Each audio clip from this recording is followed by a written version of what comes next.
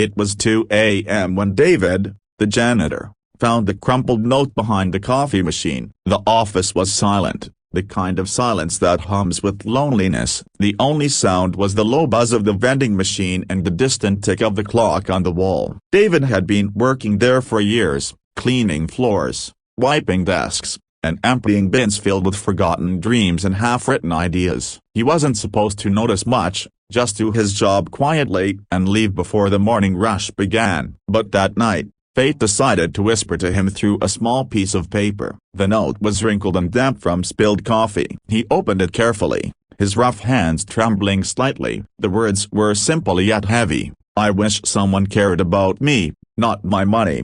David stood there, staring at it for a long moment, feeling something stir inside him. He didn't know who it was, but he had a feeling. There was only one person in the building whose name started with that letter A. Adrian, the billionaire CEO who owned the company. David had seen Adrian many times, always in his expensive suits, always in a rush, and always alone. The man's eyes were sharp but sad, the kind of eyes that looked at everything but truly saw nothing. Everyone in the office respected him, feared him even, but no one really talked to him. They talked about him, about his success, his cars, his mansion, but never to him. David remembered once seeing Adrian sitting in the cafeteria late at night, staring into his coffee like it held the answers to questions he couldn't ask. That memory came back to him now, and suddenly, the note didn't feel like just a piece of paper. It felt like a cry for help that had gone unheard for too long. David slipped the note onto his pocket and went back to mopping the floor.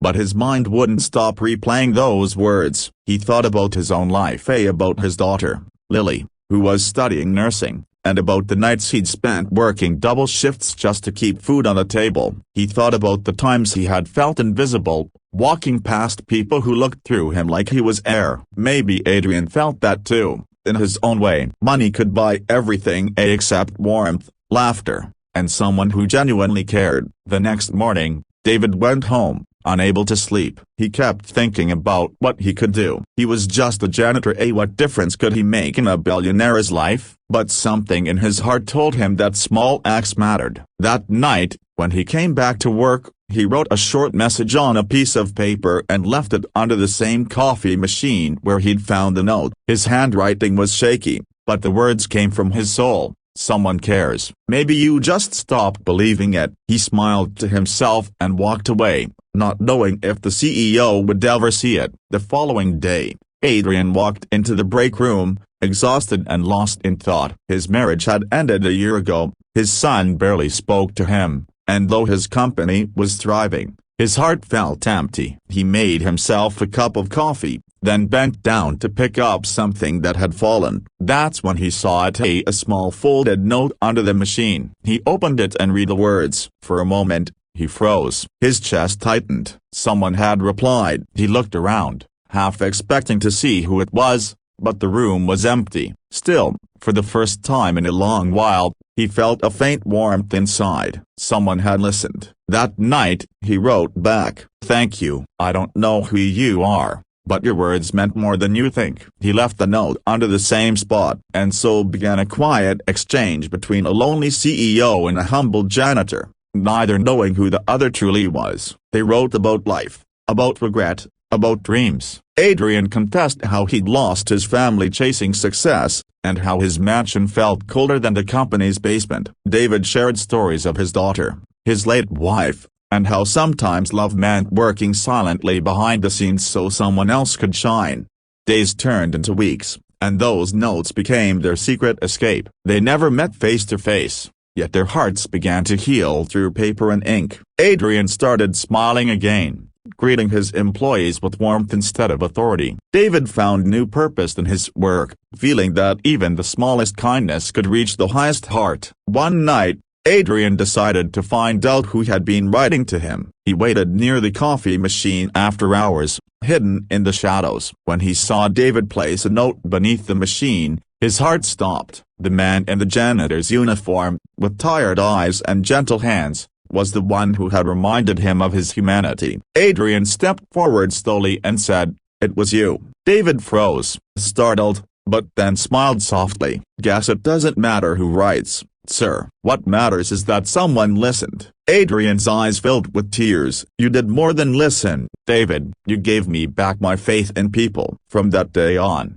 their friendship grew. Adrian helped David's daughter get a scholarship, but more than that, he learned to be present, to listen, to care, to appreciate the people who made his company and his life whole. David continued his job, still cleaning the same floors, but now he did it with a lighter heart, knowing he had made a difference that money never could.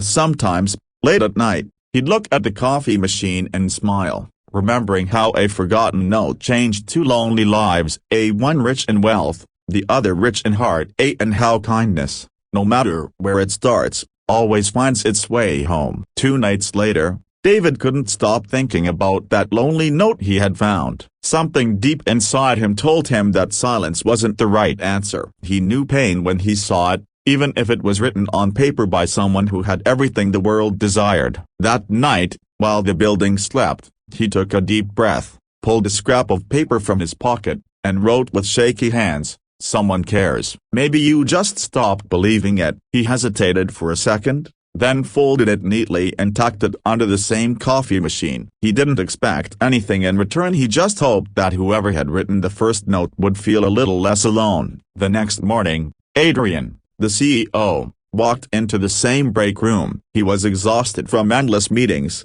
his mind buried under numbers and deadlines. His coffee was his only comfort, a small ritual in a life filled with chaos. As he bent to pick up a dropped spoon, he noticed a small folded paper on the floor. Curious, he picked it up and unfolded it. The message was short but powerful. He stared at it for a long time, feeling something stir in his chest, a feeling he hadn't felt in years. A stranger cared, not because of his status or wealth, but because of his pain. For the first time in a long while, Adrian smiled, a small, genuine smile that reached his eyes. Days passed, and curiosity turned into quiet hope. Adrian found himself checking the coffee machine every night, half expecting to see another note. When nothing appeared, he decided to write one himself. "Thank you," he scribbled. "Your words made me realize how lonely I've become. I lost my wife chasing success, and now my home feels empty." He placed it under the same spot and left. That night, when David came for his shift, he found the note and read it slowly. His eyes softened. He had guessed it was the CEO, but reading his pain in those words made it real. He could feel the weight behind every sentence,